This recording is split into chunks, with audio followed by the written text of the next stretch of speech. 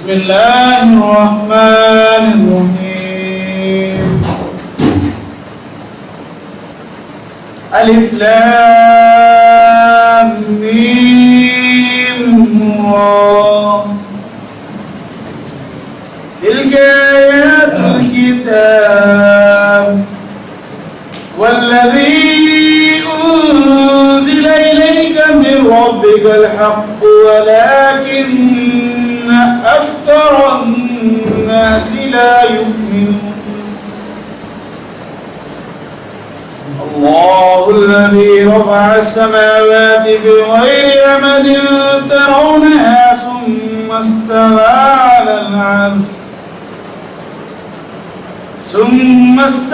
على العرش وسخر الشمس والقمر كل يجري لأجل مسمى يدبر الأمر ويفصل الآيات لعلكم بلقاء ربكم توقنون. وهو الذي مد الأرض وجعل فيها رواسي وأنهارا ومن كل الثمرات جعل فيها زوجين اثنين يغشي الليل النهار إن في ذلك لآيات لقوم يتفكرون. الحمد لله رب العالمين والصلاة والسلام على رسول الله أما بعد. اعوذ باللہ من الشیطان الرجیم بسم اللہ الرحمن الرحیم. شروع کرتا ہوں اللہ تعالیٰ کے نام سے جو نہایت رحم فرمانے والا بڑا مہربان ہے. آج سورہ رات کا آغاز ہو رہا ہے. قرآن میں 13 نمبر سورت ہے, 13ویں پارے میں ہے, مدنی سورت ہے اور اس میں 43 آیت ہیں, 6 رکوع ہیں. الف لام میم را یہ حرف المقطعات ہیں جن کا صحیح علم اللہ رب العزت اور اس کے رسول صلی اللہ علیہ وسلم کو ہی. یہ قرآن کی آیتیں ہیں اور جو کچھ آپ کی طرف آپ کے رب کی جانب سے اتارا جاتا ہے سب حق ہے. اس میں کوئی بھی کسی قسم کی ملاوٹ یا جھوٹ نہیں ہے. لیکن اکثر لوگ ایمان نہیں لاتے. تو اپنی کمزوری کی وجہ سے, اپنی ہٹ دھرمی کی وجہ سے تمام لوگ ایمان نہیں لاتے, بلکہ کچھ لوگ لاتے ہیں, کچھ لوگ کافر ہی رہتے ہیں. اللہ وہ ہے جس نے آسمان کو بغیر ستونوں کے بلند کر رکھا ہے. مطلب اتنی بڑی چھت آسمان جو آپ کو نظر آتا ہے, کسی قسم کا کوئی سہارا, کوئی سکون اس میں نہیں ہے. تمام تر بلندی ہے ایسی, اتنی بلندی پہ آسمان اور اس میں تمام سیارے, سورج, چاند, ستارے, ان میں کسی قسم کا کوئی سکون نظر نہیں آتا. یہ عجیب و غریب کرشمہ اللہ رب العزت کا. بلند کر رکھا ہے کہ تم اسے دیکھ رہے ہو. پھر وہ عرش پر قرار پکڑے ہوئے ہیں اللہ رب العزت. اسی نے سورج اور چاند کو ماتحتی میں لگا رکھا ہے. مطلب چاند ہو, سورج ہو, سیارے ہو, تمام تر کائنات اللہ رب العزت کے آرڈر پہ کام کرتی ہے. ہر ایک میعاد معین پر گشت کر رہا ہے. مطلب تمام تر چیزیں یہ گردش میں ہیں. حالانکہ سائنس نے پہلے یہ کہا کہ سورج جو ہے وہ اپنی جگہ فکس ہے, چاند اس سے چکر لگا رہا ہے, زمین اس سے چکر لگا رہی ہے. مگر اب سائنس اس بات میں متفق ہے کہ تمام تر چیزیں یہ گردش کر رہی ہیں, مسلسل چل رہی ہیں. جو قرآن نے 1400 سال پہلے اس بات کو کہا تھا اور سائنس نے اب ثابت کیا. اور یہ کہا یہاں پہ ہر ایک میعاد معین پر گشت کر رہا ہے. تمام چیزیں گردش میں اور ایک مقرر وقت پہ ختم کر دیا, یعنی قیامت میں تمام نظام ختم ہو جائے گا. وہی کام کی تدبیر کرتا ہے. مطلب اللہ رب العزت کنٹرولر ہے تمام چیزوں کا. وہ اپنے نشانات کھول کھول کر بیان کر رہا ہے کہ تم اپنے رب کی ملاقات کا یقین کر لو, صرف اس وجہ سے کہ تمہیں یقین ہو کہ اللہ ہے اور حساب کتاب. اسی نے زمین پھیلا کر بچھا دی ہے اور اس میں پہاڑ اور نہریں پیدا کر دی. خوبصورتی کے لیے زمین کی اور لوگوں کی ضروریات کے لیے اللہ نے پہاڑ بھی کیلوں کی طرح گاڑ دی زمین میں, اور نہریں جس سے کہ لوگوں کی زندگی آسان ہو. اور اس میں ہر قسم کے پھلوں کے جوڑے دورے پیدا کر دیے. مطلب ہر پھل کے اس طرح سے جوڑے پیدا کیے کہ وہی پھل میٹھا بھی ہوتا ہے اور اسی میں اگر کوئی دوسرا پھل اگر آپ کبھی چکھ لو تو کڑوا بھی ہوتا ہے. مطلب میٹھا کڑوا ہو، ذائقے دار بد ذائقہ ہو، ہر چیز کا جوڑا ہے اللہ نے جو پیدا کیا. وہ رات کو دن سے چھپا دیتا ہے.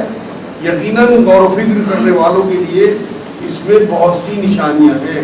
اللہ رب العزت کی کائنات میں، اس کی قدرت میں غور و فکر کرنے سے لوگوں کی عقل شارپ ہوتی ہے اور بہت ساری چیزیں لوگوں کو نئی نئی سمجھ آتی ہیں.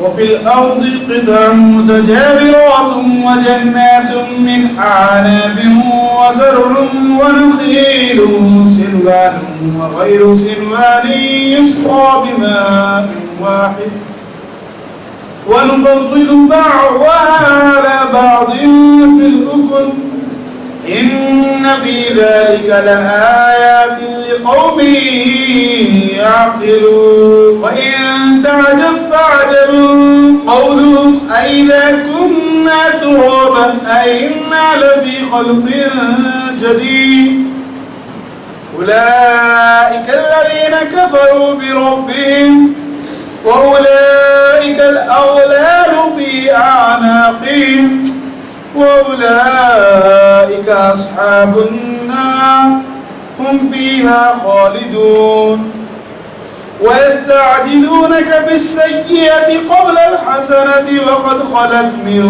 قبلهم المثلات وإن ربك لذو مغفرة للناس على ظلمهم وإن ربك لشديد العقاب ويقول الذين كفروا لولا أنزل عليه آية من ربه إنما أنت منذر ولكل قوم هاد.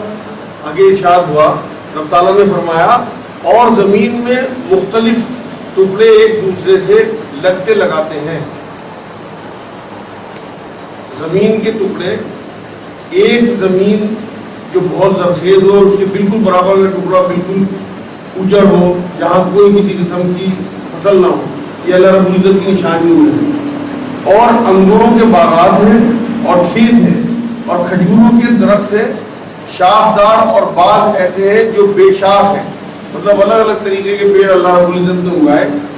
بہت سے تو ایسے ہیں کہ ایک جڑ اور سیدھے سیدھے جیسے کھجوروں کے پیڑ ہوتے ہیں، اور بہت سے ایسے ہیں جن کی جڑیں پھیلی ہوتی ہیں اور اوپر شاخیں بھی بہت ساری ہوتی ہیں. مطلب ایک جڑ سے بھی ہے شاخوں کے پیڑ.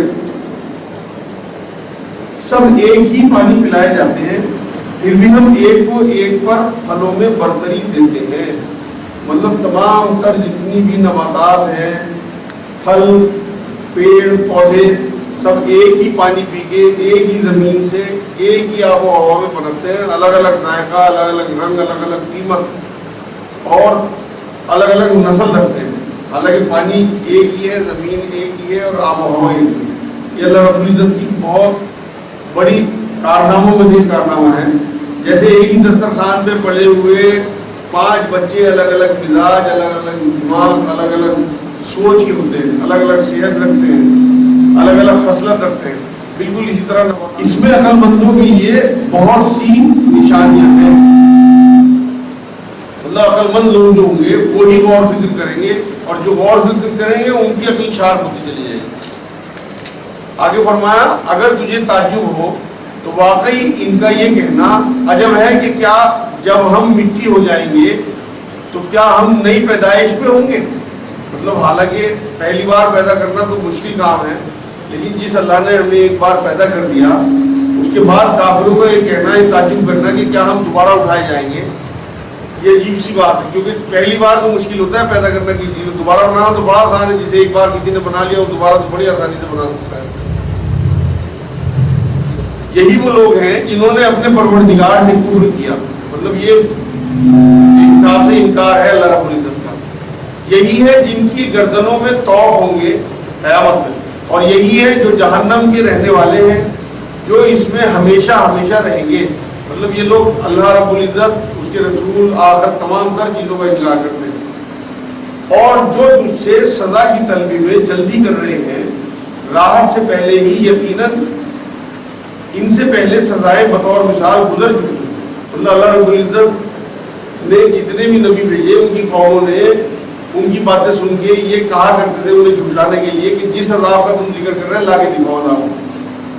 یہاں اللہ نے وہی بات کی کہ جس چیز کی جلدی تمہارے سے کرتے ہیں اللہ رب العزت کی طرف سے جو چھوٹ ہے اس کا فائدہ نہیں اٹھاتے. حالانکہ یہ مثالیں اس طرح کی پہلے گزر چکی کہ اللہ نے بستیوں پہ عذاب بھیجے اور ختم کی بستیوں.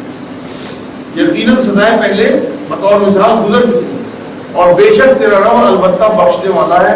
مطلب اگر کوئی توبہ کرے تو اللہ رب العزت بخشنے کے لیے تیار بیٹھا ہے لوگوں کے بیجا ظلم پر بھی.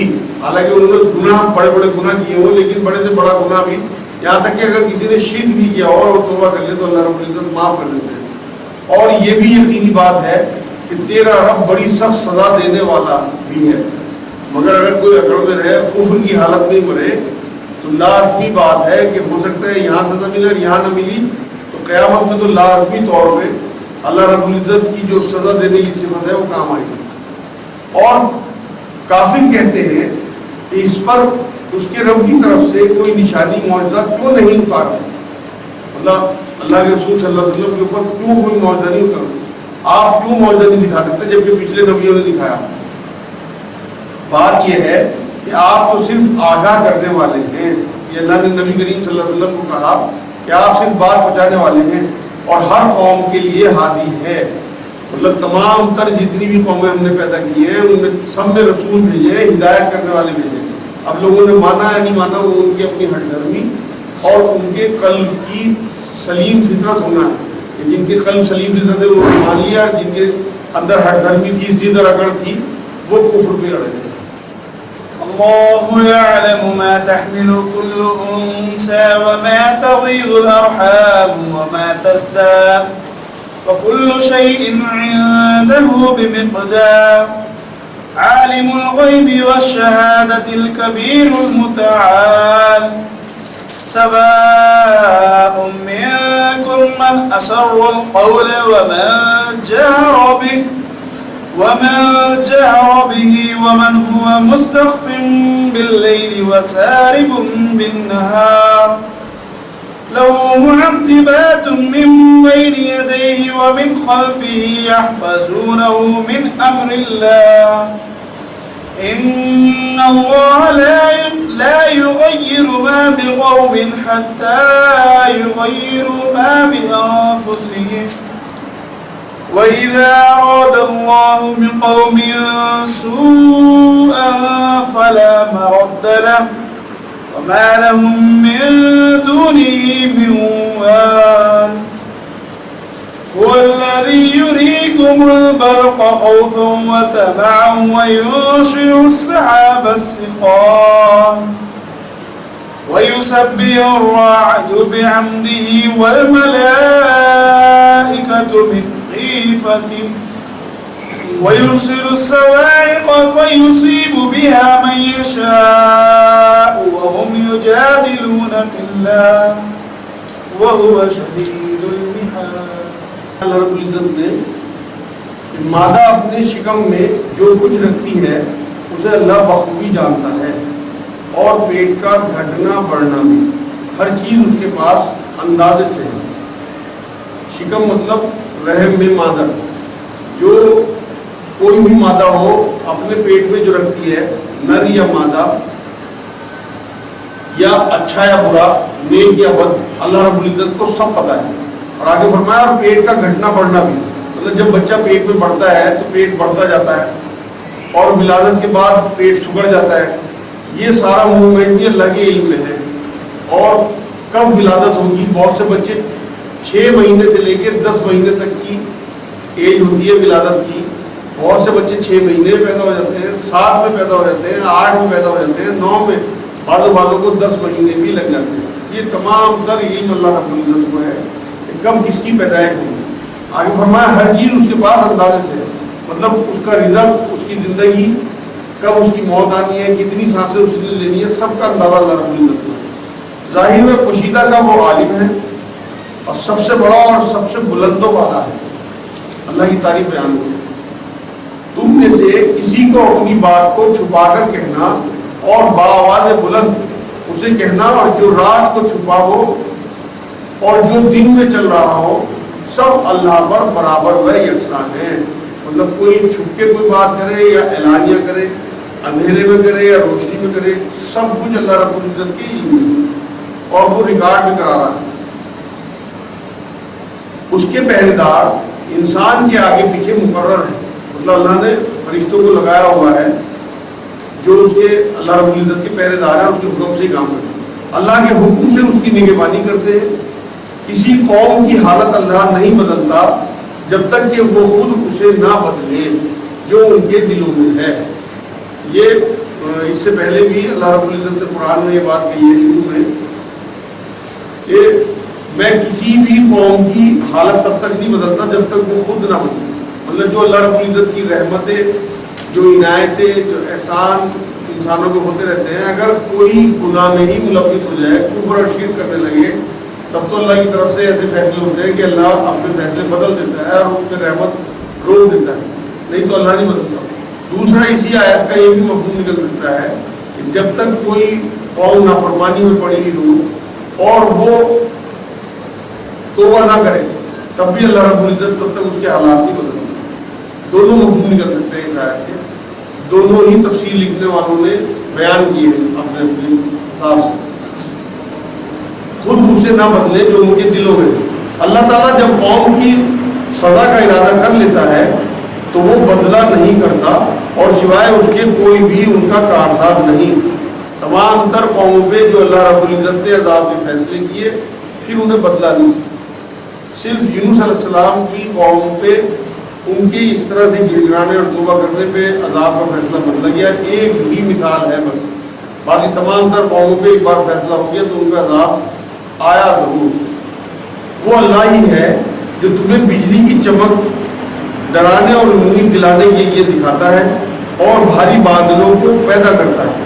مطلب بجلی گرے تو نقصان اور ہلاکت کا ڈر، اور امید سے مراد یہ ہے کہ بجلی کے بعد بارش ہوتی ہے، اس سے کھیت سیراب ہوتے ہیں، زندگی آسان ہوتی ہے لوگوں کی. یہاں وہ مثال دی گئی. اور بھاری بادلوں کو پیدا کرتا ہے مطلب جس سے کہ بارش ان بادلوں جو اور فصل وغیرہ میں فائدے کی خوشخبری آتی ہے. گرج اس کی تصویر اور تعریف بیان کرتی ہے اور فرشتے بھی.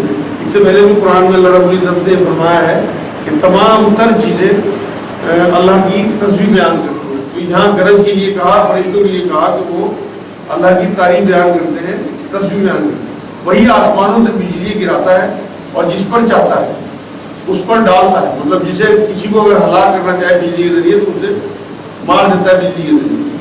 کفار اللہ کی بابت لڑ جھگڑ رہے ہیں اور اللہ سخت قوت والا ہے. اس کو پکارنا حق ہے. جو لوگ اوروں کو اس کے سوا پکارتے ہیں وہ ان کی پکار کا کچھ بھی جواب نہیں دیتے مگر جیسے کوئی شخص اپنے دونوں ہاتھ پانی کی طرف پھیلائے ہوئے ہو کہ اس کے منہ میں پڑ جائے، حالانکہ وہ پانی اس کے منہ میں پہنچنے والا نہیں. ان منکروں کی جتنی پکار ہے سب گمراہی میں ہے.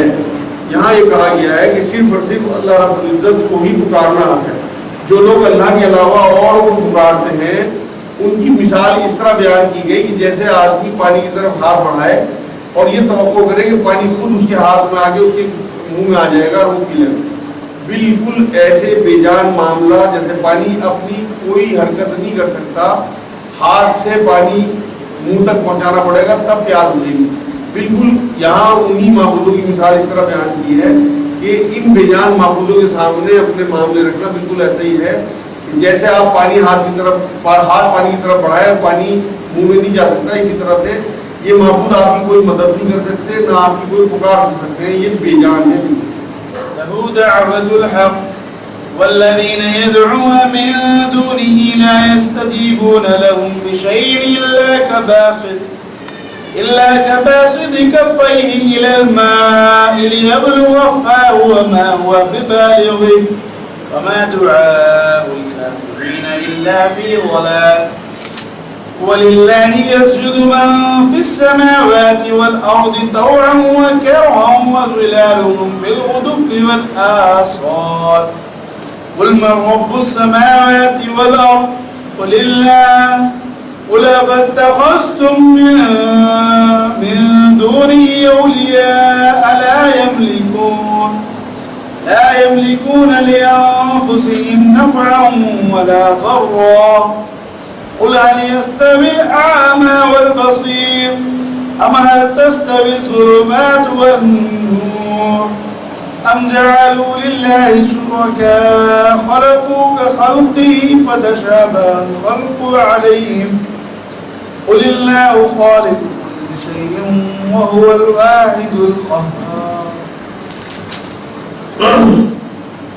آگے فرمایا اللہ ہی کے لیے زمین اور آسمانوں کی سب مخلوق خوشی اور ناخوشی سے سجدہ کرتی ہے اور ان کے سائے بھی صبح و شام سجدہ کرتے ہیں.